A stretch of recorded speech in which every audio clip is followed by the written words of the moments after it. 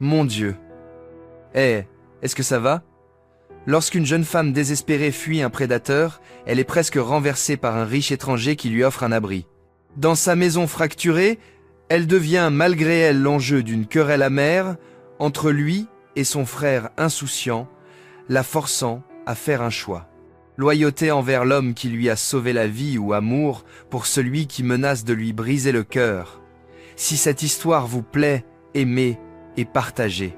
Laissez-nous aussi un commentaire pour nous dire ce que vous pensez de la décision de Grace. Grace courait. Ses pieds nus claquaient contre les pierres chaudes et imbriquées de la rue calme. Chaque inspiration était une douleur aiguë dans sa poitrine. Le sac qu'elle serrait, contenant toutes ses possessions terrestres, semblait aussi lourd qu'un bloc de ciment. Elle n'osait pas regarder en arrière. La voix furieuse de l'homme était un fantôme qui la poursuivait, une promesse d'un sort terrible. Elle venait à peine de s'échapper. Ce n'était pas le Lagos qu'elle avait imaginé depuis son petit village dans une région d'ambre. Elle avait rêvé d'une ville d'opportunités, un endroit où elle pourrait travailler dur, envoyer de l'argent à sa mère et construire une vie. Son amie Ada avait promis de l'aider.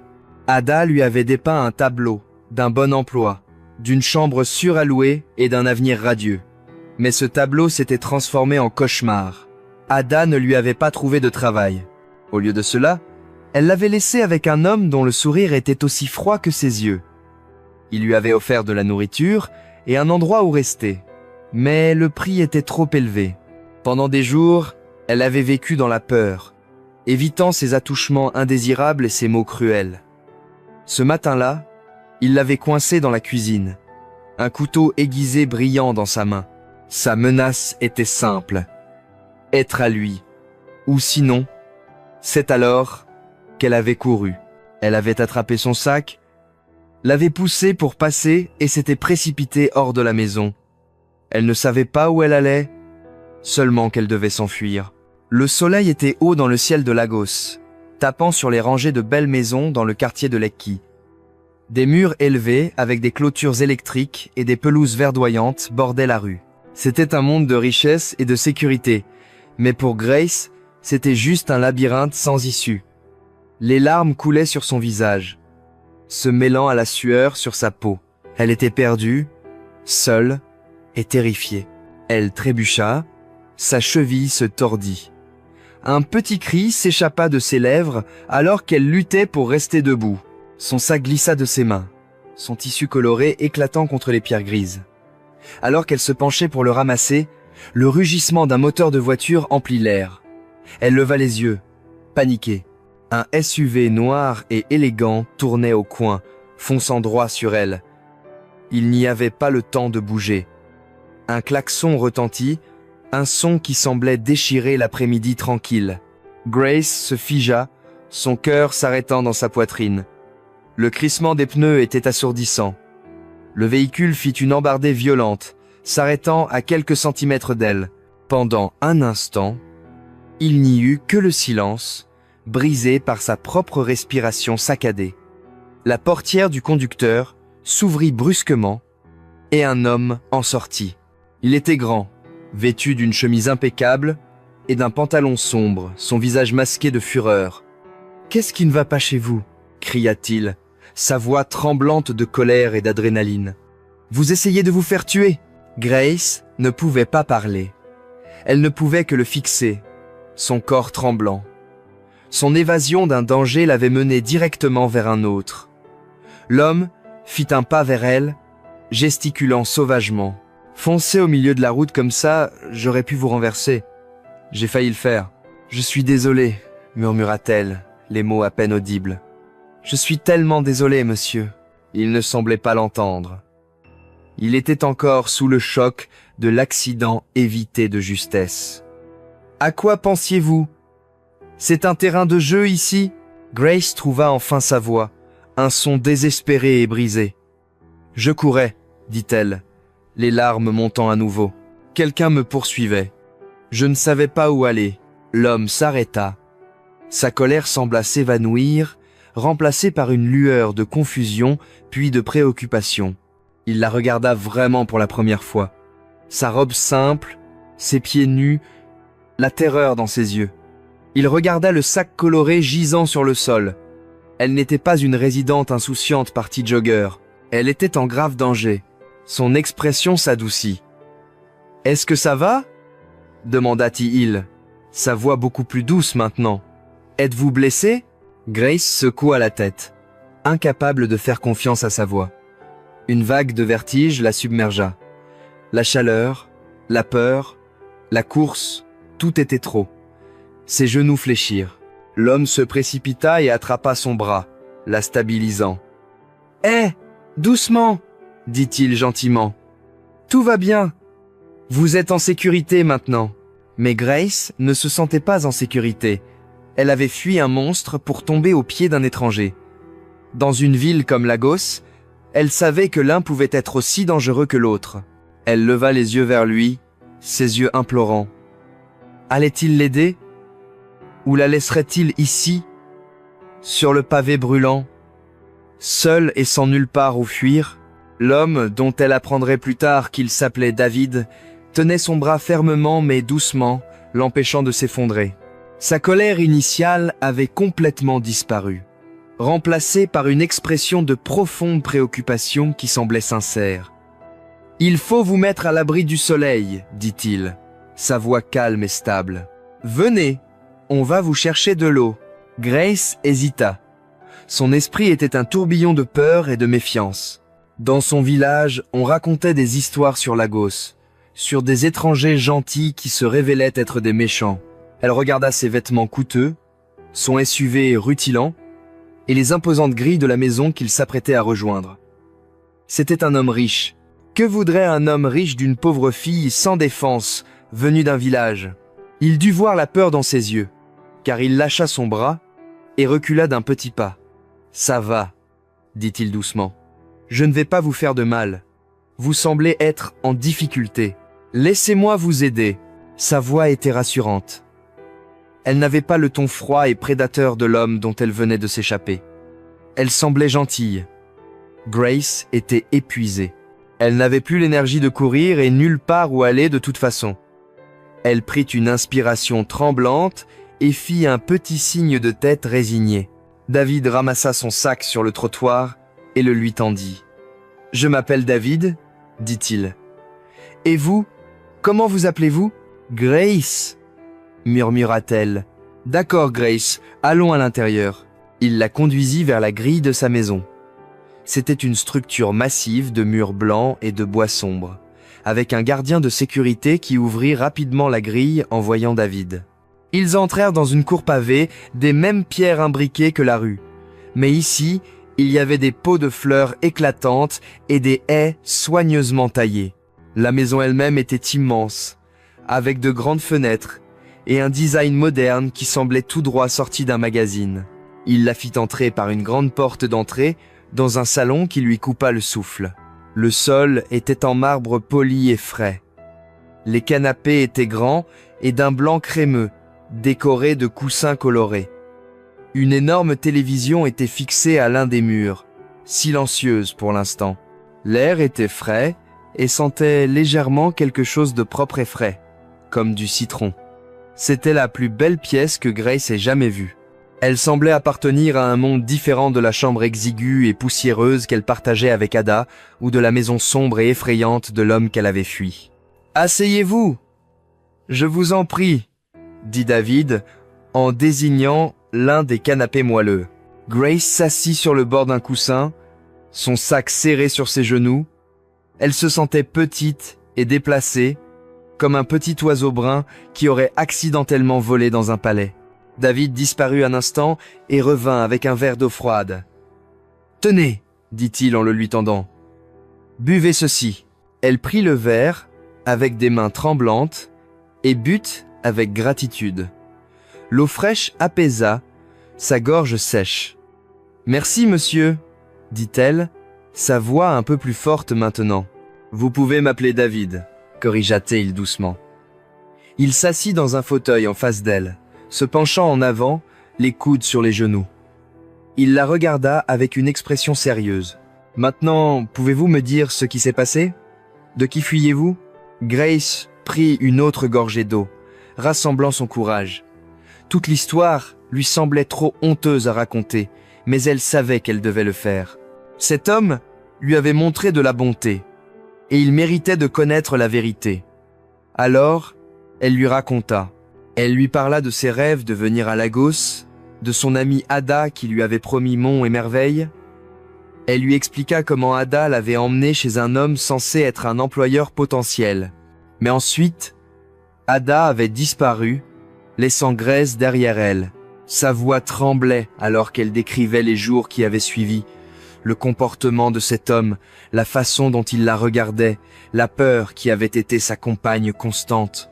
Elle n'entra pas dans les détails sordides, mais l'expression de David lui indiqua qu'il comprenait. « Ce matin, termina-t-elle, sa voix à peine un murmure. Il m'a menacé avec un couteau, alors j'ai couru. » David écouta, sans l'interrompre, son visage s'assombrissant à chaque mot qu'elle prononçait. Quand elle eut fini, il resta silencieux pendant un long moment. Il passa une main sur son visage, semblant fatigué et triste. « Je suis tellement désolé, Grace, » dit-il enfin. « Personne ne devrait avoir à vivre ça. Votre ami a beaucoup de comptes à rendre. » Grace se contenta de hocher la tête, regardant ses mains. « Je n'ai nulle part où aller, » dit-elle doucement. « Je ne peux pas retourner au village. J'ai promis à ma mère que je ferais quelque chose de moi-même. » David se leva et commença à faire les 100 pas dans la pièce. « Vous pouvez rester ici, » dit-il, sa voix ferme. « Pour l'instant, nous avons une chambre d'amis. C'est sûr ici, personne ne vous fera de mal. » Grace leva les yeux, incrédule.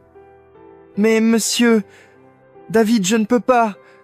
Je suis une étrangère. »« Vous n'êtes plus une étrangère, » dit-il, s'arrêtant devant elle. « Vous êtes quelqu'un qui a besoin d'aide, et je peux aider. Vous resterez ici jusqu'à ce qu'on trouve une solution. On peut vous trouver un vrai travail, un endroit sûr où vivre. Mais ce soir, vous vous reposez. Vous êtes en sécurité. » Les larmes montèrent à nouveau aux yeux de Grace, mais cette fois, c'étaient des larmes de soulagement. Un étranger avait failli la renverser. Et maintenant, il lui offrait une bouée de sauvetage. Peut être. Juste peut être. Son rêve de Lagos n'était pas fini après tout. Il commençait de la manière la plus inattendue possible, dans une belle maison à Lekki, sous la protection d'un homme nommé David. David conduisit Grace jusqu'à la chambre d'amis. Elle se trouvait au premier étage, au bout d'un long couloir silencieux. La pièce était encore plus belle que le salon. Un grand lit confortable avec une couette d'apparence douce était adossé à un mur. Il y avait un petit bureau, une armoire et une porte que David indiqua comme menant à une salle de bain privée. La salle de bain est équipée de tout ce dont vous avez besoin, expliqua-t-il en posant son sac sur un petit tabouret au pied du lit. Serviettes, savon, tout. Faites comme chez vous. Reposez-vous. Je vous appellerai quand le dîner sera prêt. Grace était submergée. Merci, dit-elle, la voix chargée d'émotion. Je ne sais pas comment je pourrai jamais vous repayer. David sourit, un sourire chaleureux et rassurant. Ne vous inquiétez pas pour ça. Concentrez-vous juste sur le fait de vous sentir en sécurité. Il partit, fermant doucement la porte derrière lui. Grace resta immobile au milieu de la pièce pendant un long moment, observant autour d'elle. On aurait dit un rêve. Elle s'approcha du lit et toucha la couette. C'était plus doux que tout ce qu'elle avait jamais senti. Elle entra dans la salle de bain et vit des rangées soignées de savon et de lotion en bouteille sur une étagère en verre. Pour la première fois depuis son arrivée à Lagos, elle ressentit une paix s'installer en elle. Elle prit une longue douche chaude, lavant la peur et la saleté des jours passés. Elle enfila la seule robe propre qu'elle avait dans son sac et s'assit sur le bord du lit, se sentant à nouveau humaine. Un peu plus tard, elle entendit des voix élevées venant d'en bas. La curiosité l'emporta. Elle entr'ouvrit sa porte et écouta. « Je ne comprends pas pourquoi tu en fais tout un drame », dit une voix, plus jeune et plus imprudente que celle de David. « C'est ma part de l'héritage. Je devrais pouvoir en faire ce que je veux. Ce n'est pas seulement à propos de toi, Samuel, répondit la voix de David, ferme mais tendue. Cette propriété a des locataires qui sont là depuis des années avec papa. Tu ne peux pas simplement les expulser pour construire une boîte de nuit tape à l'œil. Ça s'appelle les affaires, David. Il est temps de moderniser. On peut gagner 10 fois plus de loyer avec un nouveau bâtiment. Le cœur de Grace se serra. Elle reconnaissait le ton de cette dispute. C'était le même type de querelle que ses propres frères avaient autrefois. La même avidité, la même colère. Il semblait qu'elle avait échappé à un foyer brisé pour atterrir dans un autre. Elle referma doucement la porte, ne voulant pas s'immiscer. La paix qu'elle avait ressentie quelques instants plus tôt s'était envolée, remplacée par une familiarité inquiétante. Plus tard, on frappa doucement à sa porte. C'était David. « Le dîner est prêt, dit-il, son sourire un peu forcé. Elle le suivit en bas. Un jeune homme était affalé sur le canapé, parcourant son téléphone. Il était beau, avec une coupe de cheveux stylée et des vêtements qui semblaient coûteux. Il leva les yeux lorsqu'ils entrèrent, et ses yeux se plissèrent en voyant Grace. Cela devait être Samuel. « Qui est-ce » demanda-t-il, son ton sec et peu amical. Il ne prit même pas la peine de se lever. « C'est Grace », répondit David calmement.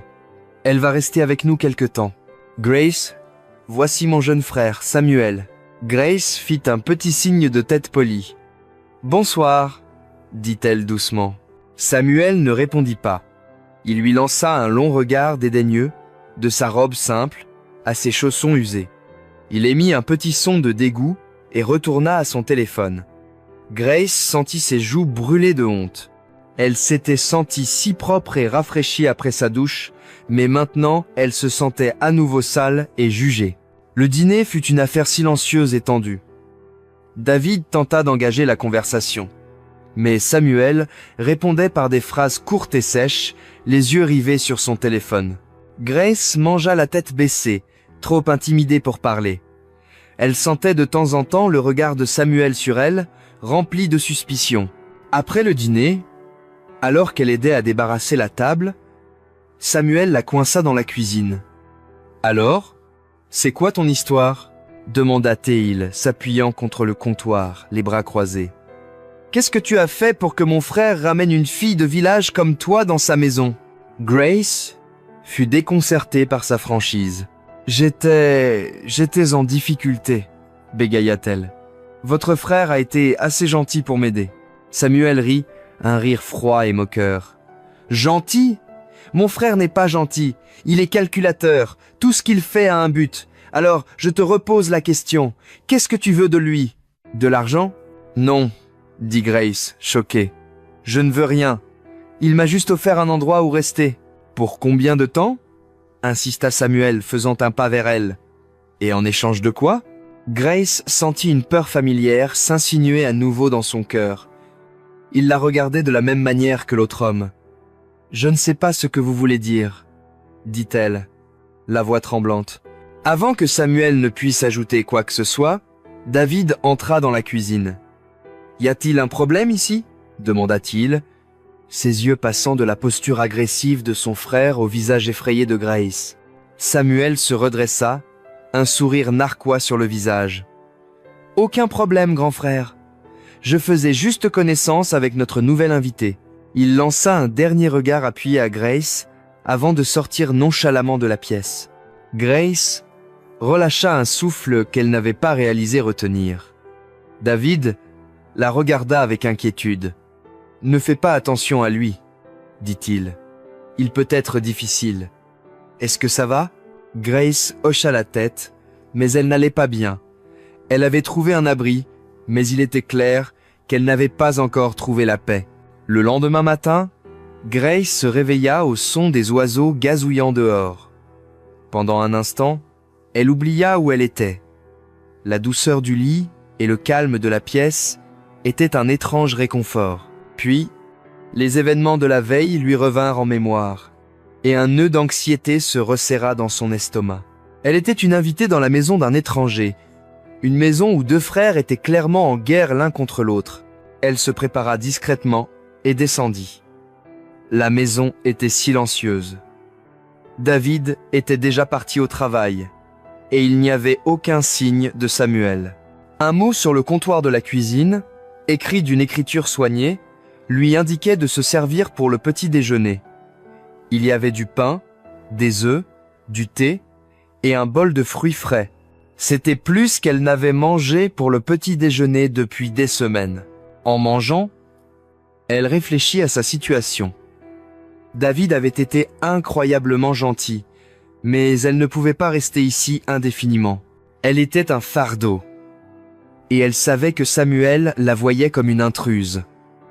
Elle devait trouver un emploi, n'importe lequel, pour pouvoir avoir son propre logement et commencer la vie dont elle avait rêvé. Plus tard dans la soirée, lorsque David rentra du travail, il la trouva assise tranquillement dans le salon, regardant par la fenêtre. Il semblait fatigué, les rides autour de ses yeux plus marquées que la veille. « Comment s'est passée votre journée ?» demanda-t-il, desserrant sa cravate en s'asseyant. « C'était calme, merci, » répondit-elle. « Votre maison est très belle. » Il sourit faiblement. « Ce n'est qu'une maison. Elle peut être très vide parfois. » Il marqua une pause, étudiant son visage. « Vous semblez inquiète, Grace. C'est Samuel ? Vous a-t-il encore dérangé ? » « Non, il a été absent toute la journée, » répondit-elle rapidement. « Ce n'est pas ça. Je réfléchissais juste. Je ne peux pas rester ici à ne rien faire. Il faut que je trouve du travail. Je peux nettoyer, cuisiner, faire n'importe quoi. J'ai besoin de commencer à gagner mon propre argent. » David hocha la tête, compréhensif. « J'y ai pensé aussi. Je veux vous aider, mais j'ai besoin d'en savoir un peu plus. L'homme dont vous avez fui, pensez-vous qu'il pourrait essayer de vous retrouver ?» Grace frissonna à cette idée. « Je ne sais pas. Il connaît mon amie Ada. Peut-être qu'elle lui a dit des choses sur moi. Et vous n'avez pas d'autre famille ou amis à Lagos ?» Elle secoua la tête. « Seulement Ada. Et je ne pense plus qu'elle soit mon amie. » La trahison faisait encore mal. Ada venait d'un village voisin. Elles avaient grandi ensemble. Elle lui avait fait entièrement confiance. Elle m'a dit que son oncle à Lagos cherchait une aide domestique, expliqua Grace, les mots se bousculant alors qu'elle revivait ce souvenir douloureux. Elle a dit que c'était un bon travail bien payé, alors j'ai utilisé toutes mes économies et l'argent que ma mère m'a donné pour venir ici. Mais quand nous sommes arrivés chez lui, Ada m'a présenté, puis elle a dit qu'elle allait acheter quelque chose au marché. Elle n'est jamais revenue. L'expression de David était sombre. « Elle vous a abandonné là-bas. »« Oui, » murmura Grace. « Et cet homme, il ne cherchait pas une aide domestique. Il cherchait autre chose. Je lui ai dit que j'étais venu pour travailler, pour réussir. Il s'est juste moqué de moi. » Elle ne pouvait se résoudre à en dire plus. La honte était trop grande. David vit sa détresse et changea de sujet. « Quel genre de travail vouliez-vous faire à Lagos ? » « J'ai terminé l'école secondaire, » dit-elle. Une pointe de fierté dans la voix. « Je suis douée avec les chiffres. Je pensais peu. Être travailler comme caissière ou dans un bureau, peu. Être réceptionniste. Je veux juste un travail honnête. » Elle le regarda, ses yeux le suppliant de la croire. « Je ne suis pas venue à Lagos pour dépendre d'un homme. Je suis venue pour travailler. » Sa sincérité était indéniable. David voyait en elle une force et une détermination qu'il admirait. Il avait vu tant de gens à Lagos qui cherchaient juste une solution de facilité. Mais Grace était différente. Elle avait de la dignité, malgré tout ce qu'elle avait traversé. « Je vous crois, » dit-il, « et je vais vous aider. J'ai plusieurs entreprises. L'un de mes petits bureaux pourrait avoir besoin d'une réceptionniste ou d'une assistante. Laissez-moi passer quelques coups de fil demain. » Une vague d'espoir envahit Grace. Un vrai travail de bureau. C'était plus qu'elle n'avait osé rêver. « Oh, merci David. Merci beaucoup. C'est le moins que je puisse faire, dit-il. Vous méritez une chance de construire la vie que vous voulez. » Pendant un instant, la tension dans la maison sembla s'alléger. Grace ressentit un véritable espoir. Mais en levant les yeux, elle vit une ombre sur l'escalier. Samuel était là, les observant. Son visage était indéchiffrable, mais ses yeux étaient fixés sur elle, et le regard qu'il lui lança lui donna des frissons. La guerre dans cette maison était loin d'être terminée, et elle était en plein milieu. Les jours suivants s'installèrent dans une routine étrange. Grace essayait de se rendre utile dans la maison. Elle nettoyait des pièces déjà impeccables, cuisinait des repas dont elle n'était pas sûre qu'ils seraient mangés, puis se retirait dans sa chambre d'amis. David était gentil mais occupé, partant tôt et rentrant tard. Samuel, en revanche, était une présence constante et troublante.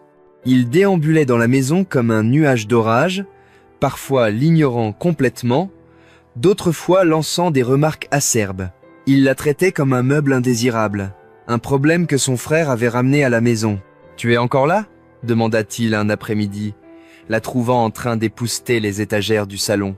« Je pensais que tu aurais trouvé un autre homme riche à qui t'accrocher d'ici là. » Les mains de Grace s'immobilisèrent. Elle refusa de le regarder. « Votre frère a été assez gentil pour m'offrir un endroit où rester jusqu'à ce que je trouve un travail, dit-elle, la voix stable. « Un travail ?» ricana-t-il. « C'est comme ça qu'il appelle ça ?» Son insinuation était odieuse, et cela faisait mal. Mais Grace garda la tête haute. Elle avait affronté pire que ces insultes puériles. Elle lui tourna simplement le dos et continua d'épousseter. Son silence sembla l'agacer plus qu'une réponse colérique ne l'aurait fait. Il marmonna quelque chose sous son souffle et quitta la maison en trombe. Un soir, la tension dans la maison atteignit un nouveau niveau. Samuel avait une visiteuse, une jeune femme élégante nommée Esther, qui se comportait avec un air de propriétaire. Elle entra dans le salon, jeta un coup d'œil à Grace et se tourna vers Samuel, les yeux plissés. « Qui est-elle » demanda Esther, sa voix dégoulinante de suspicion. « Ce n'est qu'une invitée » répondit Samuel avec dédain. Mais il ne pouvait cacher l'éclat d'intérêt dans ses yeux lorsqu'il regarda Grace. Esther ne fut pas dupe. « Une invitée qui vit ici ? Depuis quand as-tu des invitées féminines vivant dans ta maison, Samuel ?» La dispute qui suivit fut bruyante et amère. Esther l'accusa de lui cacher des choses, d'amener une autre femme dans leur espace. Samuel, à son tour, devint défensif et en colère, lui disant qu'elle était ridicule. Grace essaya de se faire petite dans un coin de la pièce, souhaitant pouvoir disparaître. Tout cela était de sa faute. Sa présence causait des problèmes à tout le monde. « C'est à cause d'elle ?» cria soudain Esther, pointant un doigt manucuré vers Grace. « Cette fille de village, c'est pour elle que tu me quittes ?» « Ne sois pas stupide, Esther, » rétorqua Samuel. « Elle n'a rien à voir avec ça. » Mais le mal était fait. Esther quitta la maison en furie, claquant la porte derrière elle. Le salon fut plongé dans un silence lourd et vibrant. Samuel resta là un moment, la poitrine soulevée par l'émotion. Il regarda Grace, qui fixait le sol, les mains étroitement serrées. Pour la première fois, il sembla voir la situation sous un autre angle. Il vit comment la jalousie de sa petite amie avait injustement ciblé cette fille discrète et sans prétention. Il vit comment Grace était prise dans le feu croisé du drame de sa famille. Il s'approcha d'elle, son arrogance habituelle envolée. « Je suis désolé, » dit-il, sa voix étonnamment douce. « Tu n'aurais pas dû assister à ça. » Grace leva les yeux, surprise par ses excuses. « Ce n'est pas votre faute, » dit-elle doucement. « Si ça l'est, » insista-t-il. « Esther peut être excessive, et je n'ai pas rendu les choses faciles pour toi ici. » Il marqua une pause, semblant sincèrement regretter. « Mon frère, il fait toujours ça. Il ramène des problèmes à la maison et s'attend à ce que tout le monde s'en débrouille. » C'était la chose la plus gentille qu'il lui ait jamais dite, sans insulte. Grace ne savait pas comment répondre. Elle se contenta de hocher la tête. « Bref, » dit-il, changeant de position avec maladresse. « Je suis désolé pour la façon dont je t'ai traité. C'était un petit geste, une petite fissure dans le mur de son hostilité, mais pour Grace, cela semblait important. Elle avait été si sûre que Samuel était comme l'homme dont elle avait fui. Arrogant, cruel et prétentieux, mais peu Être. Juste peu. Être. Y avait-il plus en lui que cela? Lorsqu'il s'éloigna, la laissant seule dans le salon silencieux, Grace ressentit une lueur de quelque chose qu'elle n'avait pas anticipé. Une minuscule graine d'empathie pour le jeune frère troublé. Malgré les excuses de Samuel, l'atmosphère dans la maison restait tendue. Grace avait l'impression de marcher sur des œufs. Elle était profondément reconnaissante envers David pour sa gentillesse, mais elle savait qu'elle ne pouvait pas vivre de sa charité éternellement. Elle passait ses journées à ranger la maison, espérant qu'en se rendant utile, elle pourrait d'une manière ou d'une autre mériter son séjour. Un après-midi, le bruit familier des frères en train de se disputer résonna depuis le bureau de David. Cette fois, c'était plus fort, plus virulent qu'auparavant. Grace pouvait les entendre depuis le salon où elle faisait semblant de lire un magazine. « Tu n'avais aucun droit, Samuel. Absolument aucun droit, » dit David, la voix tremblante de rage. « Ce sont les propriétés de notre père. Tu ne peux pas en vendre une sans me consulter. »« C'était ma décision, » cria Samuel en retour. « Tu contrôles tout le reste. Les entreprises, les comptes bancaires. Cette propriété était la seule chose sur laquelle j'avais un peu de pouvoir et j'avais besoin de l'argent. » « Besoin de l'argent, pourquoi?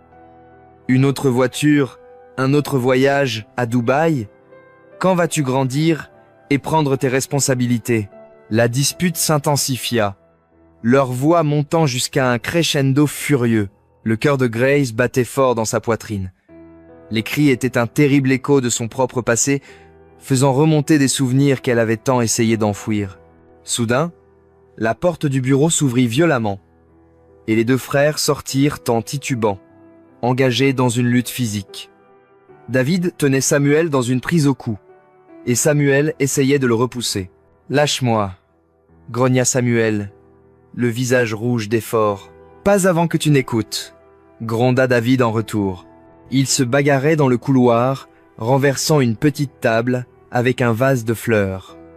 Le vase s'écrasa sur le sol en marbre, se brisant en 100 morceaux. Le bruit résonna comme un coup de feu dans la maison silencieuse. Grace bondit sur ses pieds, les mains sur la bouche. « S'il vous plaît !»« Arrêtez !» cria-t-elle, sa voix à peine audible. « S'il vous plaît, ne vous battez pas !» Elle courut vers eux, voulant les séparer, faire quelque chose, n'importe quoi, pour arrêter la violence. Dans le chaos de leur lutte, l'un d'eux, elle ne savait pas qui, la poussa sur le côté. Elle perdit l'équilibre et tomba lourdement, son sac coloré lui échappant des mains et répandant son contenu sur le sol. Ses quelques robes, un petit porte-monnaie, un peigne et une photo usée et décolorée glissèrent sur le sol poli. La vue de ses affaires éparpillées, toute sa vie exposée sur le sol, fut la goutte d'eau. Un sanglot s'échappa de sa gorge. Les frères se figèrent, leur colère momentanément oubliée alors qu'ils regardaient le désordre, et Grace, à genoux, essayant de rassembler ses affaires. David fut le premier à bouger. Il lâcha Samuel et s'agenouilla à côté d'elle. « Grace, est-ce que ça va? Je suis tellement désolé. Nous n'avions pas l'intention de... » Mais Grace n'écoutait pas. Ses yeux étaient fixés sur la photo. Elle montrait deux jeunes garçons souriants, les bras autour des épaules l'un de l'autre. Ils semblaient si heureux, si pleins de vie. « Ils étaient comme vous », murmura-t-elle, la voix étouffée par les larmes. Elle ramassa la photo d'une main tremblante. Mes frères, Peter et Paul. David et Samuel restèrent silencieux, la regardant. Ils se battaient, continua Grace, le regard perdu dans le passé, toujours en train de se disputer pour des terres, pour de l'argent. L'héritage de notre père, tout comme vous. Elle leva les yeux vers eux, ses yeux nageant dans une douleur vieille de plusieurs années, mais encore vive. Ils se disputaient tous les jours. Notre mère les suppliait d'arrêter. Elle leur disait qu'ils étaient une famille, qu'ils n'avaient qu'eux-mêmes. Mais ils n'écoutaient pas. Leur colère était trop grande. Elle prit une inspiration tremblante. Un jour, la dispute est devenue trop grave. Ils ont utilisé des couteaux. Peter, Paul, Elle ne put finir sa phrase. Elle secoua simplement la tête, de nouvelles larmes coulant sur son visage. Ils sont morts tous les deux dans la même heure. pour un bout de terrain qui ne valait pas une fraction de leur vie. L'histoire plana dans l'air, lourde et glaçante. David et Samuel la regardaient, le visage pâle de choc. La colère s'était complètement évaporée, remplacée par une compréhension horrifiée. « Après leur départ, dit Grace, la voix creuse, nos oncles sont venus. Ils ont dit que, puisqu'il n'y avait plus de fils, la propriété leur appartenait. Ils ont tout pris. La terre, la maison, tout. Ma mère et moi, nous n'avions plus rien. » Elle regarda David, puis Samuel, son regard les tenant captifs. « Vous avez tellement, murmura-t-elle, et vous vous battez pour ça, tout comme eux. Ne voyez-vous pas? Ça n'en vaut pas la peine. Rien ne vaut la perte d'un frère. » Ces mots, nés d'une tragédie profonde, les frappèrent avec la force d'un coup physique. Ils se regardèrent l'un l'autre, puis le vase brisé sur le sol, et enfin, la petite fille en pleurs, qui venait de leur montrer une réflexion terrifiante de leur propre avenir. À cet instant, Grace n'était plus seulement une invitée dans leur maison. Elle était un miroir, et l'image qu'elle leur montrait était celle d'une destruction totale. Le silence qui suivit l'histoire de Grace fut profond. Les bruits habituels du quartier de Lekki, le bourdonnement lointain de la circulation, le ronronnement d'un générateur qui démarrait semblaient s'estomper. Tout ce qui restait était l'écho de ces mots douloureux et la vue de ses mains tremblantes serrant la vieille photo. Samuel fut celui qui brisa le silence. Il fit un pas en arrière, son visage mêlant choc et honte. Il regarda le vase brisé, la posture tendue de son frère et le visage strié de larmes de Grace.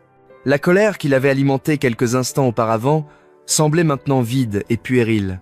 L'histoire de Grace avait été plus qu'un simple récit triste. C'était un avertissement. L'image de deux frères morts pour un bout de terrain était une peinture crue et terrifiante de l'endroit où son propre chemin pourrait le mener.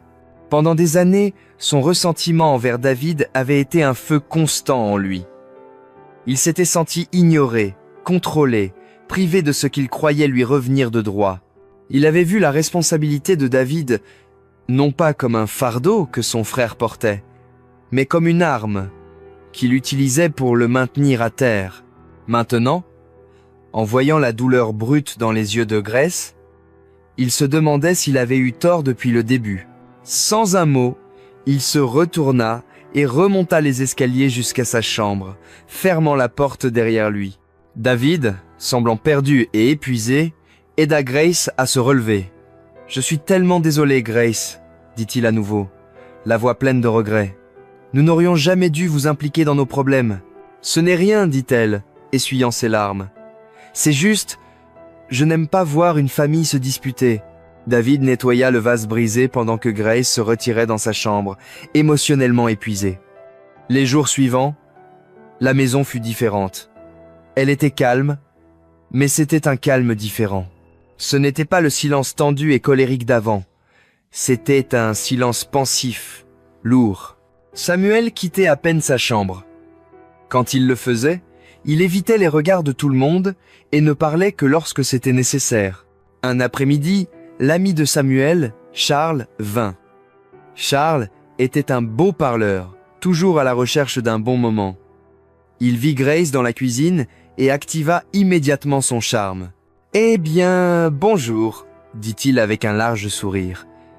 Samuel ne m'avait pas dit qu'il avait un si bel ange chez lui. Grace se sentit mal à l'aise. « Je ne suis qu'une invitée, » dit-elle poliment, essayant de passer devant lui. Charles lui barra le chemin. « Une invitée ? Une belle invitée comme vous ne devrez pas se cacher dans la cuisine. Laissez-moi vous emmener sortir. Vous montrer du bon temps. » Avant que Grace ne puisse répondre, Samuel apparut dans l'embrasure de la porte. Son expression était de pierre. « Laisse-la tranquille, Charles, » dit-il, la voix basse et ferme. Charles fut surpris. « Hé, mec, j'étais juste amical. »« Elle n'est pas intéressée, » dit Samuel, se plaçant entre Charles et Grace. « Va m'attendre dans le salon. » Il y avait une nouvelle autorité dans la voix de Samuel que Charles n'avait jamais entendue auparavant. Il haussa les épaules et recula. Samuel se tourna vers Grace, ses yeux s'adoucissant. Ça va? Demanda Théil. Oui, merci, dit-elle, surprise par sa protection. Charles peut-être un peu trop, dit-il en guise d'excuse. Ne fais pas attention à lui. Il s'éloigna, laissant Grace le regarder, confuse. C'était un côté de Samuel qu'elle n'avait jamais vu. Il l'avait défendu. Il avait été protecteur. C'était un contraste frappant avec le jeune homme arrogant et insultant qu'elle avait rencontré au départ. Plus tard, dans la journée, David remarqua également le changement. Il vit Samuel parler à Grace près de la piscine. Il n'y avait ni colère, ni condescendance dans son ton. Il l'écoutait, vraiment, alors qu'elle parlait de son village. David observait depuis la fenêtre une expression pensive sur le visage. L'histoire de Grace avait ébranlé quelque chose chez son jeune frère. Pendant des années, David avait essayé de raisonner Samuel, de lui faire comprendre la valeur de la responsabilité et de la famille. Il avait utilisé la logique, la colère et la frustration, mais rien n'avait fonctionné.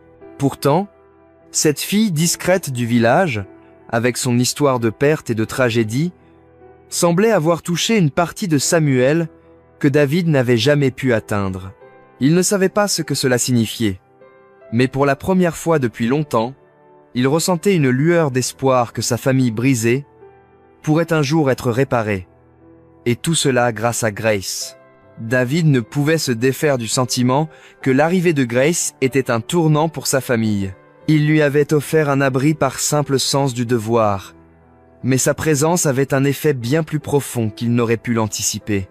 Il ressentait un fort désir de l'aider, non pas seulement en lui offrant une chambre temporaire, mais en lui donnant une véritable chance de construire la vie dont elle avait rêvé. Il passa la journée suivante à passer des appels. Il possédait une petite entreprise de logistique avec une succursale à Yaya, non loin du domaine. Ce n'était pas aussi prestigieux que son siège social principal, mais c'était une entreprise stable. Il parla au responsable de la succursale et confirma qu'il y avait un poste vacant pour une secrétaire junior et réceptionniste. Ce soir-là, il s'approcha de Grace alors qu'elle mettait la table pour le dîner. Samuel était à l'étage et la maison était calme. « Grace, pouvons-nous parler un instant ?» demanda-t-il. Elle leva les yeux, un peu nerveuse. « Oui, David, j'ai passé quelques coups de fil aujourd'hui, » dit-il, un léger sourire sur les lèvres. « J'ai parlé au manager de l'une de mes entreprises. Il y a un poste de secrétaire disponible. Le travail consiste à répondre aux appels, planifier des rendez-vous et faire un peu de comptabilité de base. C'est un poste de départ, mais c'est une bonne entreprise avec des possibilités d'évolution. Êtes-vous intéressé ?» Les yeux de Grace s'écarquillèrent. Elle lâcha la fourchette qu'elle tenait, qui tomba bruyamment sur la table à manger. « Un travail ? Un vrai travail de bureau ?» demanda-t-elle, la voix pleine d'incrédulité. « Oui ?» confirma David. « C'est à Yaya. Le salaire est modeste pour commencer, mais suffisant pour louer un petit appartement et être indépendante. Si vous travaillez dur, vous pourrez évoluer. » Des larmes jaillirent des yeux de Grace. C'était ça. C'était le rêve pour lequel elle avait parcouru tout ce chemin depuis son village. Ce n'était pas seulement une promesse, c'était une véritable opportunité, offerte par cet homme gentil qui l'avait déjà sauvée. Je ne sais pas quoi dire, bégaya-t-elle, le cœur débordant de gratitude. Oui, bien sûr, je suis intéressé. Merci, David. Merci. Sa joie était contagieuse. C'était un bonheur pur et irrépressible qui semblait illuminer toute la pièce. Pour la première fois depuis qu'il l'avait rencontrée, David la vit non pas comme une victime, mais comme une jeune femme pleine de potentiel et d'espoir. « Vous n'avez pas à me remercier, » dit-il. « Vous avez mérité cette chance par votre honnêteté et votre force. Vous pouvez commencer lundi. Je vous donnerai de l'argent pour de nouveaux vêtements et le transport. » Grace était tellement heureuse qu'elle avait l'impression de pouvoir voler. Elle rit, un son clair et lumineux qui emplit la maison. « Je ne vous décevrai pas, David. Je le promets. Je travaillerai si dur. Je sais que vous le ferez, » dit-il, lui rendant son sourire. À ce moment-là, Samuel descendit les escaliers. Il s'arrêta en voyant la scène dans la salle à manger. Grace rayonnante de bonheur et David la regardant avec un sourire chaleureux et paternel. « Qu'est-ce qui se passe ?» demanda-t-il, la voix prudente. « Pourquoi êtes-vous tous les deux si heureux ?»« David m'a trouvé un travail, » annonça Grace, le visage toujours rayonnant. « Je vais être secrétaire. » Samuel regarda le visage joyeux de Grace, puis celui satisfait de son frère. Un mélange complexe d'émotions traversa le sien. Il était heureux pour elle, sincèrement heureux qu'elle obtienne l'opportunité qu'elle méritait. Mais il y avait aussi une petite douleur aiguë, autre chose. Il voyait comment son frère pouvait subvenir à ses besoins, être son héros, la source de son bonheur. Pendant des années, Samuel avait eu l'impression de vivre dans l'ombre de David. Et maintenant, même avec cette fille dont il commençait à se soucier, son frère était encore celui qui contrôlait, celui qui avait le pouvoir de donner et d'aider. Il n'était pas sûr si ce sentiment était de la jalousie, mais c'était une douleur familière et inconfortable dans sa poitrine. Il força un sourire. « C'est génial, Grace, » dit-il. « Félicitations !» Mais alors qu'il regardait Grace et David parler avec enthousiasme de son nouvel avenir, il ressentit un sentiment renouvelé de son propre manque. Il voulait être celui qui la faisait sourire ainsi. Mais qu'avait-il à offrir? Son frère avait des entreprises et des carrières à offrir. Tout ce que Samuel avait était un passé d'insouciance et une part d'héritage pour laquelle il se battait constamment. Le nouveau travail de Grace devait commencer la semaine suivante, et le changement en elle était remarquable. La peur et l'incertitude qui obscurcissaient ses yeux avaient été remplacées par une étincelle vive d'excitation. Elle passait son temps à lire des livres de la bibliothèque de David, à s'entraîner à taper sur un vieil ordinateur portable que David lui avait donné, et à poser des questions sur l'étiquette de bureau. Sa nouvelle confiance changeait également la dynamique de la maison.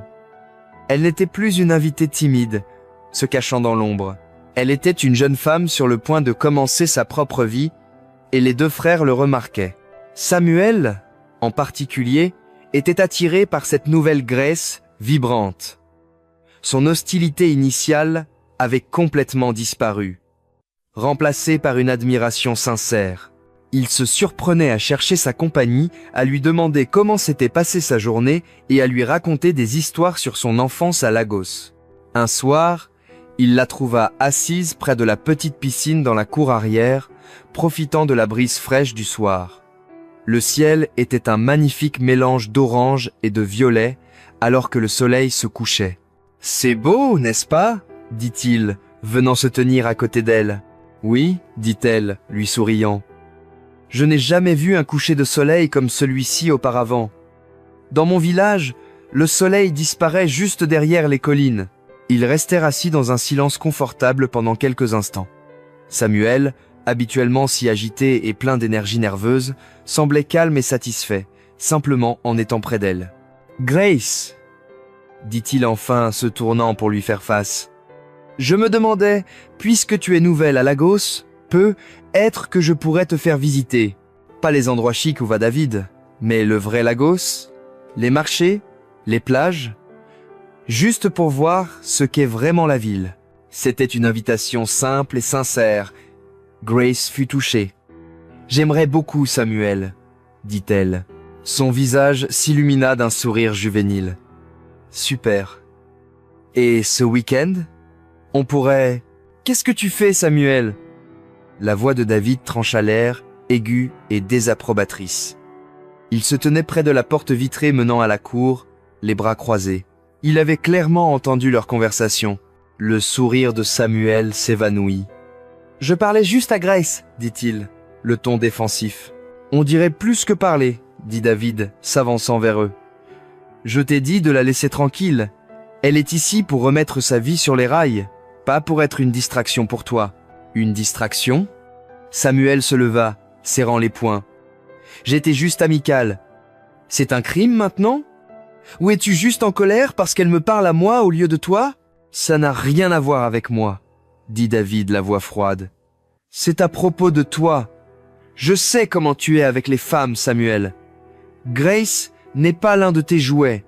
Elle a assez souffert. » Grace sentit une rougeur de gêne lui monter au cou.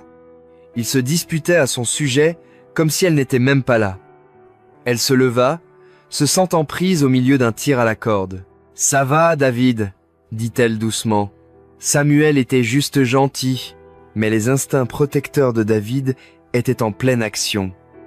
Il voyait son frère insouciant essayer de charmer une fille innocente, et il ne le permettrait pas. « Reste loin d'elle, Samuel !» avertit-il, la voix basse. « Ou quoi ?» défia Samuel, s'approchant de son frère. « Tu vas me jeter dehors de la maison de notre père ?» Les deux frères se tenaient face à face, la vieille colère et la rivalité s'enflammant à nouveau entre eux. Mais cette fois, la raison était différente. Ce n'était plus à propos de l'argent ou des propriétés, c'était à propos de Grace. Submergée et confuse, Grace ne pouvait supporter de regarder. « Excusez-moi » murmura-t-elle, et elle retourna rapidement dans la maison, laissant les deux frères se fusiller du regard dans la lumière déclinante. Elle monta dans sa chambre et ferma la porte, le cœur battant. Elle était reconnaissante pour la protection de David, mais cela semblait aussi étouffant. Et Samuel, son invitation semblait si sincère. Elle était déchirée. Elle devait tout à David. Mais elle commençait à ressentir quelque chose pour le jeune frère, qui montrait lentement un côté plus gentil et vulnérable.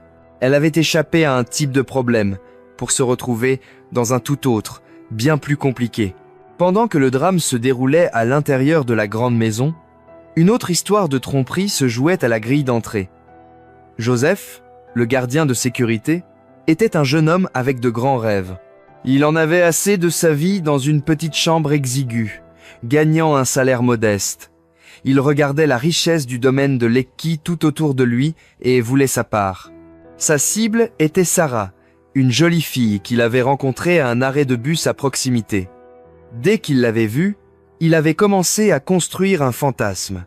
Il lui avait dit qu'il était un homme d'affaires prospère, vivant dans le domaine, qu'il supervisait juste son équipe de sécurité pour la journée. Sarah, qui travaillait comme vendeuse dans une petite boutique, était impressionnée. Joseph était charmant et confiant, et elle croyait chaque mot qu'il disait.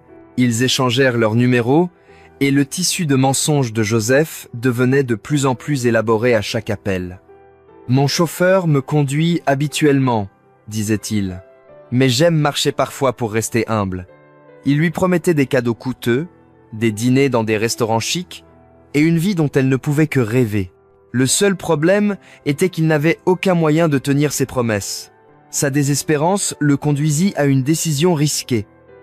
Un après-midi, il savait que David serait absent pour une réunion d'affaires. Sa voiture argentée élégante était garée dans la cour. Joseph avait une clé de rechange, destinée uniquement aux urgences. Cela, décida-t-il, était une urgence du cœur. Il appela Sarah. « Bébé, je suis libre cet après-midi. Je viens te chercher.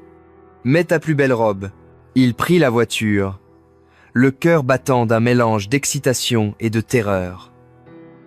Conduire le véhicule coûteux à travers les rues de Lagos le faisait se sentir puissant, comme l'homme qu'il prétendait être. Il récupéra Sarah, qui était ravie. « Waouh, Joseph, cette voiture est magnifique !» dit-elle, passant sa main sur les sièges en cuir. « Ce n'est qu'une parmi d'autres, » dit-il nonchalamment, essayant de paraître blasé. Il les conduisit, n'osant pas aller trop loin. Il ne pouvait se permettre de mettre une seule éraflure sur la voiture. Il lui acheta une tourte à la viande et une boisson gazeuse dans une boutique au bord de la route, lui disant que c'était plus authentique que les restaurants chics. Alors qu'il revenait vers le domaine, le désastre frappa. L'associé et ami proche de David, Ben, conduisait dans la direction opposée. Ben connaissait bien la voiture de David. Il fut choqué de la voir conduite par le gardien de sécurité de David, avec une fille riant sur le siège passager. Ben fit demi-tour et les suivit. Il attendit que Joseph ait déposé Sarah et se dirige vers le domaine. Puis il bloqua la route avec sa propre voiture. Le sang de Joseph se glaça lorsqu'il vit Ben sortir de sa voiture, le visage comme un orage. « Joseph, qu'est-ce que tu fais avec la voiture de Monsieur David ?» demanda Ben. Joseph bégaya, son esprit cherchant frénétiquement une excuse. « Bonjour, monsieur. »« La voiture ?» Elle faisait un bruit bizarre. Oga David m'a dit de l'amener au mécanicien pour vérifier. Ben n'était pas convaincu. « Un bruit bizarre avec une fille sur le siège passager ? Ton mécanicien porte une jolie robe ?» Joseph savait qu'il était pris. Son grand fantasme était sur le point de s'effondrer. « S'il vous plaît, monsieur » supplia-t-il, la voix tremblante. « S'il vous plaît, ne dites rien à Oga David, je vais perdre mon travail. C'était une erreur. J'essayais juste d'impressionner quelqu'un. » Ben regarda le jeune homme, maintenant tremblant de peur. Il ne vit pas un criminel, mais un garçon insensé qui s'était mis dans une situation impossible. Il ressentit un moment de pitié, mais il savait aussi que David lui faisait confiance pour veiller sur ses biens. « Tu m'as mis dans une position très difficile, Joseph, » dit Ben sévèrement. « Je devrais appeler David tout de suite. »« Non, s'il vous plaît, monsieur. Je vous en supplie. » Joseph tomba à genoux sur le bord de la route. « Donnez-moi juste un jour de plus. Juste un jour pour régler ça. Je dirai la vérité à la fille. Je ferai n'importe quoi. S'il vous plaît, ne me laissez pas perdre mon travail. » Ben hésita. La désespérance dans la voix de Joseph était réelle. Il réfléchit un instant. « Un jour, Joseph, dit-il enfin, la voix dure. Tu as jusqu'à demain soir pour régler ce désordre. Si j'entends un mot de plus sur toi utilisant les biens de David, non seulement je le lui dirai, mais je m'assurerai que tu sois arrêté. Compris ? Oui, monsieur. Merci, monsieur, dit Joseph, se relevant précipitamment. Il ramena la voiture au domaine, les mains tremblant si fort qu'il pouvait à peine tenir le volant. L'excitation de jouer les riches était partie, remplacée par la froide et dure réalité de ses actes. Son tissu de mensonges était sur le point de se défaire, et il était terrifié par les conséquences. Le lendemain de sa confrontation tendue avec David, Samuel ne trouvait pas la paix. L'histoire tragique de Grace rejouait dans son esprit, un rappel constant et sobre du pouvoir destructeur des conflits familiaux. Il avait passé toute sa vie adulte à se sentir victime du contrôle de son frère. Mais maintenant, il commençait à voir les choses différemment. Il voyait David non pas comme un tyran, mais comme un frère aîné essayant, à sa manière rigide, de protéger un héritage. Il se voyait lui-même non pas comme un rebelle luttant pour la liberté, mais comme un fils insouciant dilapidant son héritage. Ce changement était déstabilisant. Pendant si longtemps, sa colère avait été son bouclier et son excuse. Sans elle, il se sentait exposé et honteux. Il savait qu'il devait parler à David, mais des années d'orgueil et de ressentiment rendaient difficile de trouver les bons mots. Il trouva finalement le courage ce soir-là. David était dans son bureau, examinant des documents. La pièce était emplie de l'odeur des vieux livres et du cuir, un espace qui semblait toujours plus appartenir à leur père qu'à eux. Samuel frappa doucement à la porte ouverte. David leva les yeux, surpris de le voir. « Samuel ? Tout va bien ?» Samuel entra et se tint maladroitement au milieu de la pièce. « Pouvons-nous parler ?» demanda-t-il, sa voix à peine audible. David posa son stylo et lui accorda toute son attention. « Bien sûr. » Samuel prit une profonde inspiration. « Je voulais m'excuser, » commença-t-il, les mots semblant étranges dans sa bouche. « Pour mon comportement, pour tout. » David l'observa, son expression indéchiffrable. « J'ai été un idiot, » poursuivit Samuel, les mots venant plus vite maintenant. « J'ai été imprudent avec l'argent, avec les propriétés, avec notre relation. J'ai toujours pensé que tu essayais de me contrôler, de tout garder pour toi. Mais j'avais tort. » Il regarda son frère, ses yeux pleins d'une sincérité que David n'avait pas vue depuis des années. « L'histoire de Grace, elle m'a fait réaliser ce que nous pourrions perdre, ce que je pourrais perdre. Tu es mon seul frère, David. Je ne veux pas te perdre pour de l'argent. » David était abasourdi. Il avait attendu des années pour entendre ces mots de Samuel. Il avait imaginé cette conversation 100 fois, mais il n'avait jamais cru qu'elle aurait vraiment lieu. Le mur de colère et de frustration qu'il avait construit autour de son cœur commença à s'effriter. « Je suis désolé aussi, Samuel », dit David, sa propre voix chargée d'émotion. « Je n'ai pas été le meilleur grand frère. J'étais tellement concentré sur la protection de ce que papa nous a laissé que j'ai oublié de protéger ce qui était le plus important. Nous, les Hennézons. » Samuel laissa échapper un souffle tremblant de soulagement. « Je suis prêt à changer, David. Je veux être meilleur. Tu peux gérer toutes les propriétés. J'ai confiance en toi. J'ai juste besoin de trouver mon propre chemin. » Les deux frères se tenaient dans un silence qui n'était plus lourd de colère, mais rempli d'une nouvelle compréhension fragile. La fracture qui les avait séparés pendant si longtemps commençait à se refermer.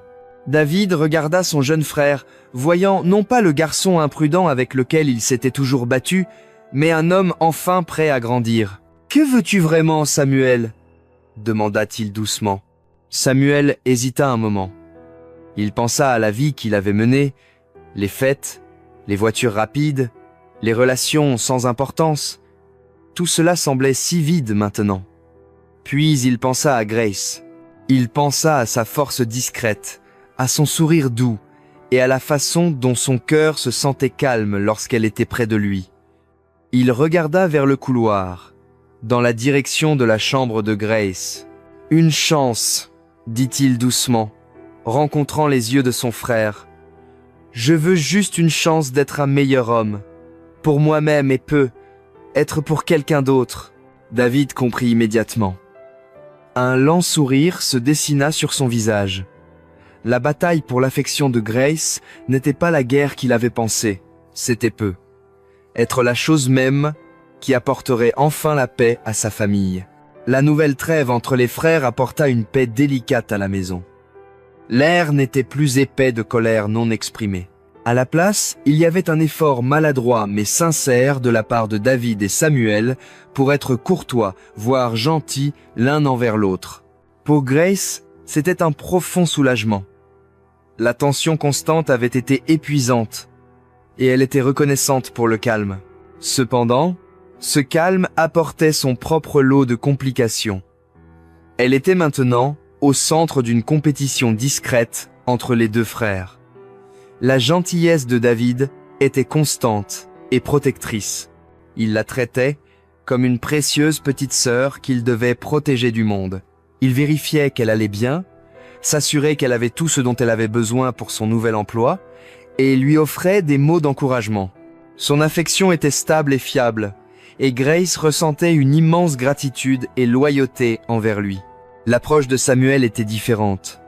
Son affection était plus récente, plus hésitante, mais elle était empreinte d'un charme et d'une chaleur auquel Grace se sentait attirée. Il ne faisait plus de remarques cinglantes. Au lieu de cela, il cherchait sa compagnie pour discuter. Il lui racontait des histoires amusantes, demandait son avis sur la musique et écoutait, avec un intérêt sincère, lorsqu'elle parlait de ses rêves. Il lui montrait un côté de lui-même vulnérable et sincère, et cela était désarmant.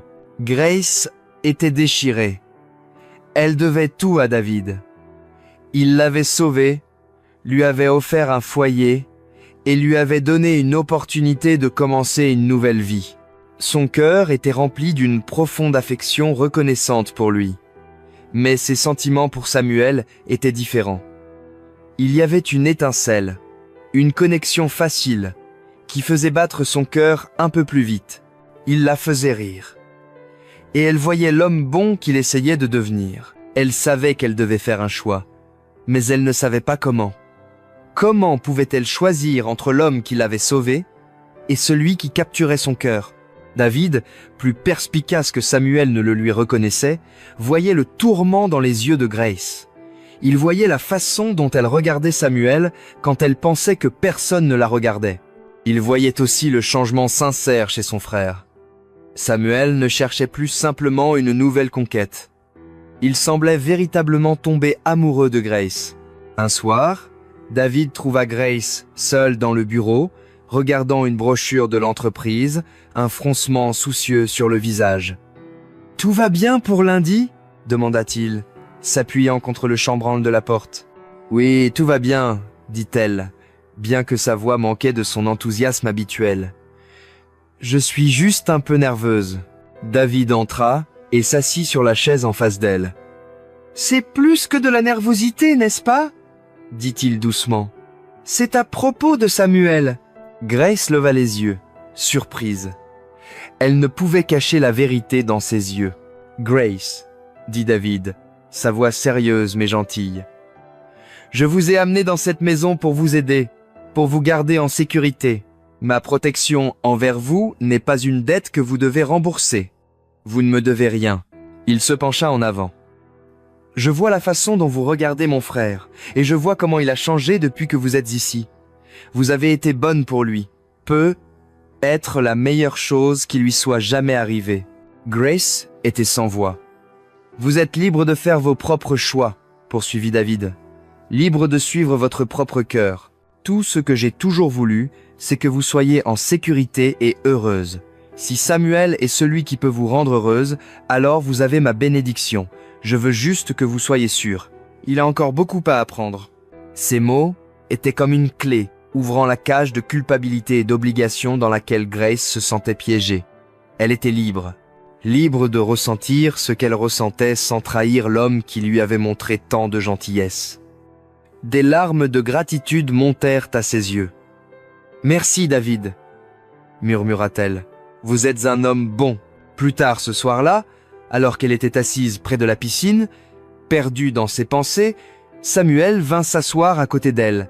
Cette fois, il n'essaya pas de la charmer ou de l'inviter à sortir.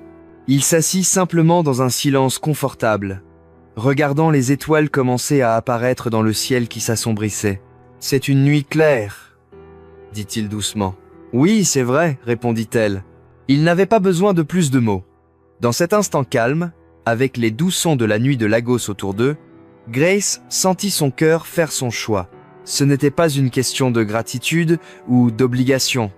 C'était cette connexion silencieuse, ce sentiment de paix qu'elle ressentait avec le jeune homme qui, contre toute attente, devenait quelqu'un dont elle pouvait vraiment se soucier. La conversation avec David avait clarifié l'atmosphère, non seulement pour Grace, mais pour toute la maisonnée. Avec la tension non dite résolue, les frères trouvèrent plus facile de se parler.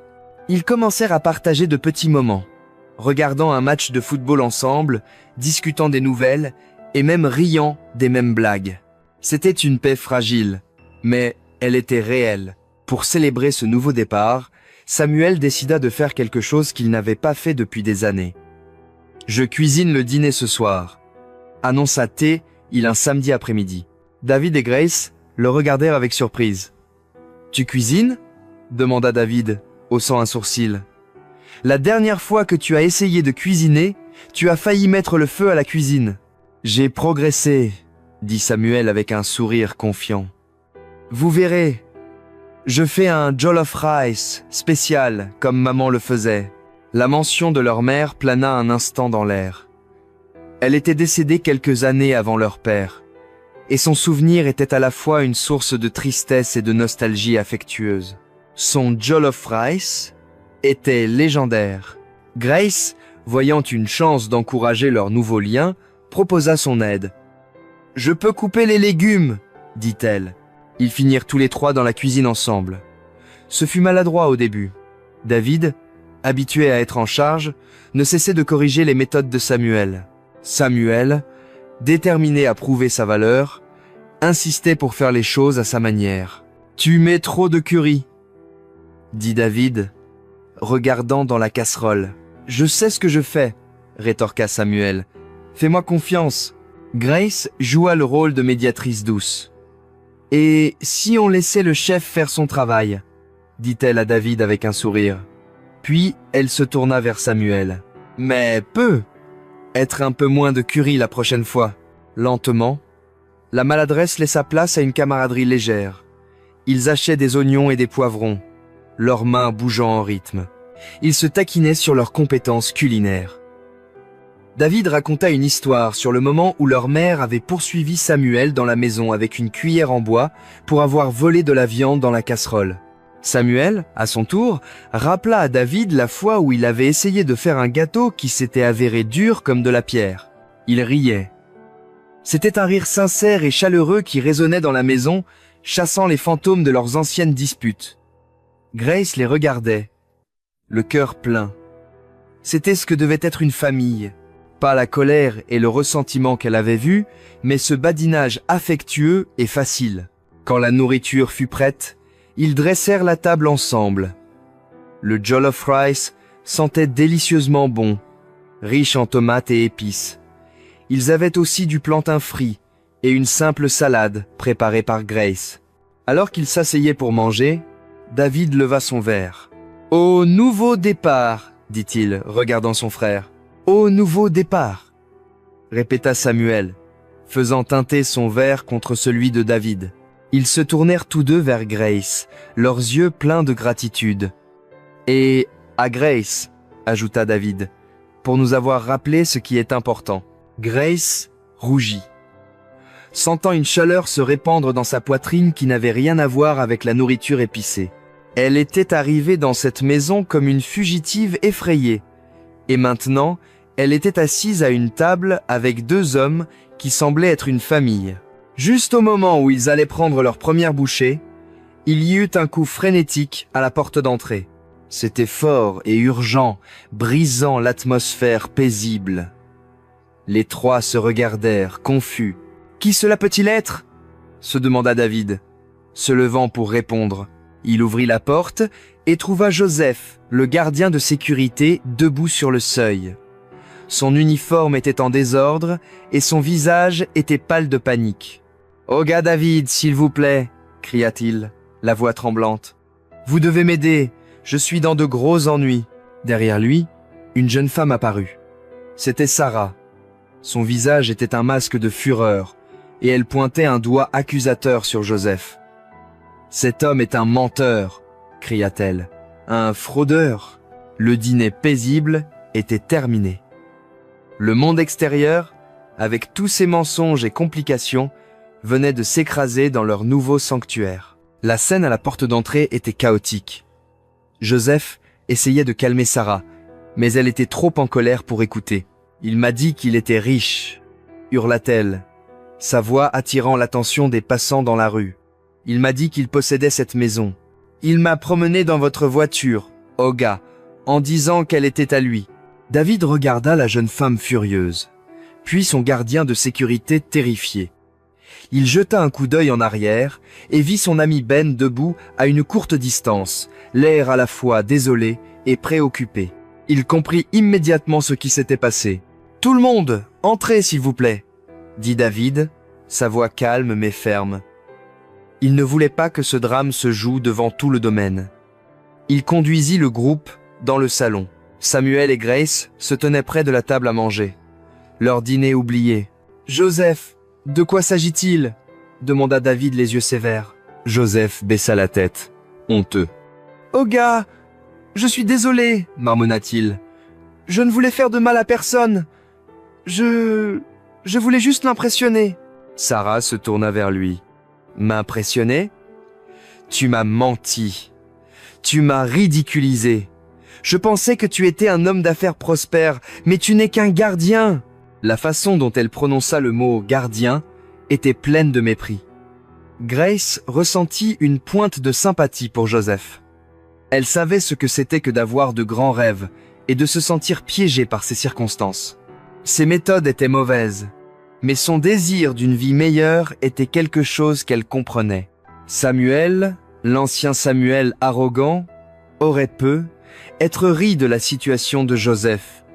Mais le nouveau Samuel observait simplement une expression pensive sur le visage.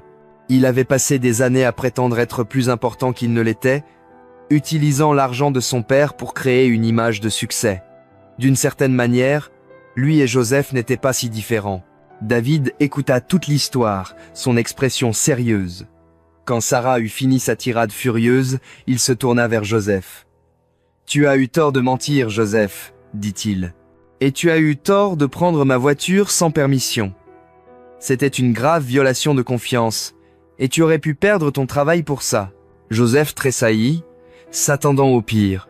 « Mais, poursuivit David, sa voix s'adoucissant, je comprends aussi pourquoi tu l'as fait. Tu voulais être quelqu'un que tu n'es pas. C'est une erreur que beaucoup de gens font. Était-ce moi ?» Il lança un regard significatif à son frère Samuel, qui baissa les yeux vers le sol.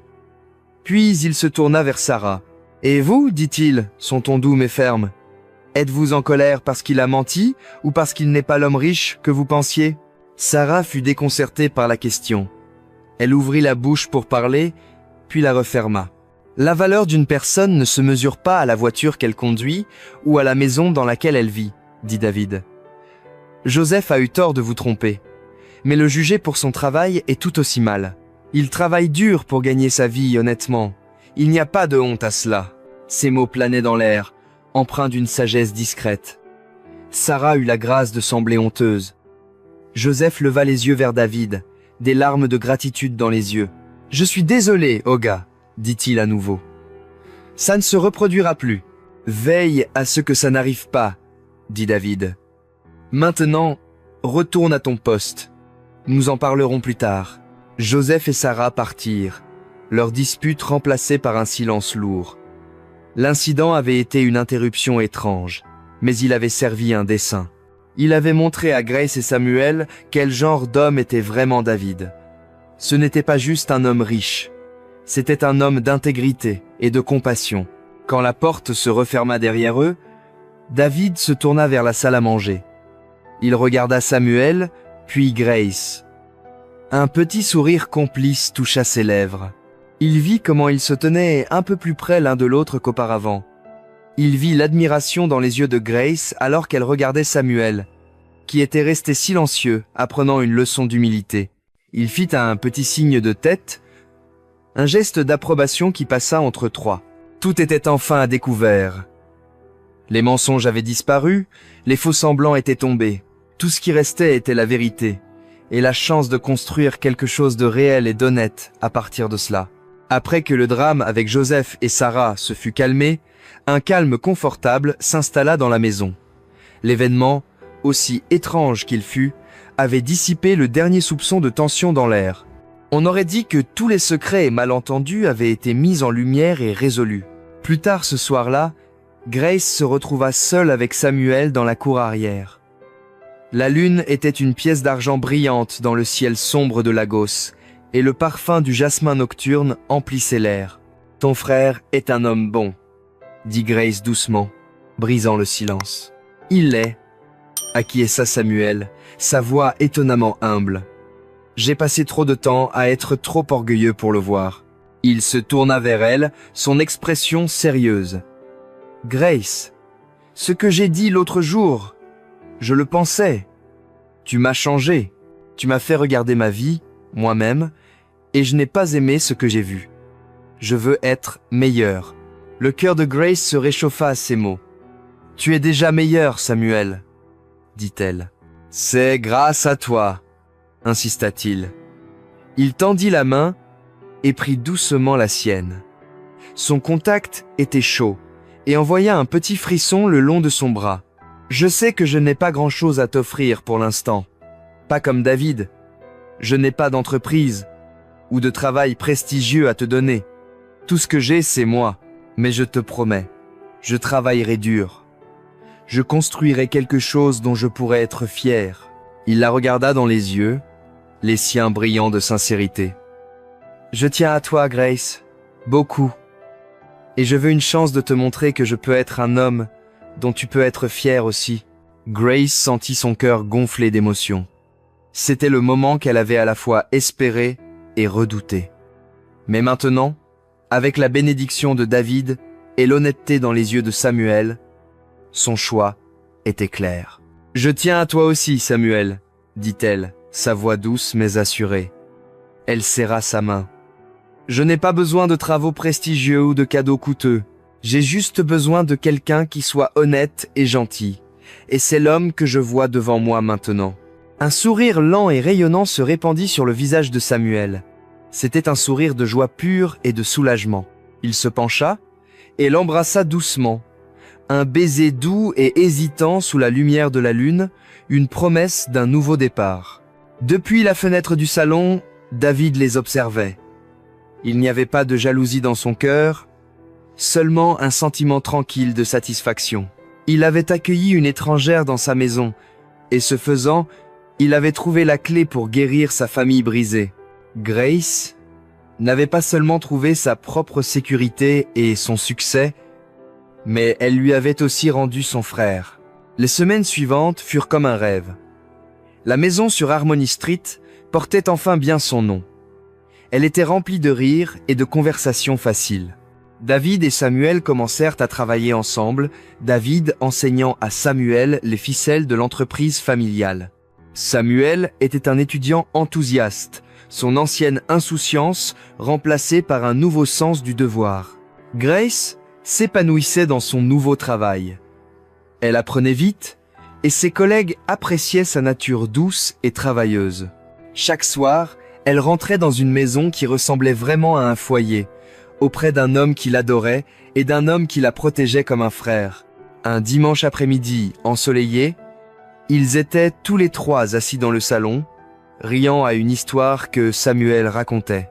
La lumière du soleil traversait les grandes fenêtres, illuminant la pièce d'une lueur dorée chaude.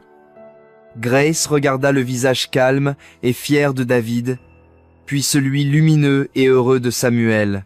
Elle repensa à ce jour terrible où elle avait couru pieds nus et terrifiée dans cette même rue. Elle fuyait un cauchemar sans savoir où elle allait. Elle n'aurait jamais pu imaginer qu'elle courait en réalité vers une nouvelle vie, une nouvelle famille et un nouveau départ. Son rêve de Lagos s'était réalisé. Pas de la manière qu'elle avait prévue, mais d'une manière bien meilleure et plus belle qu'elle n'aurait jamais pu l'espérer. Elle n'était plus une fille perdue du village. Elle était chez elle,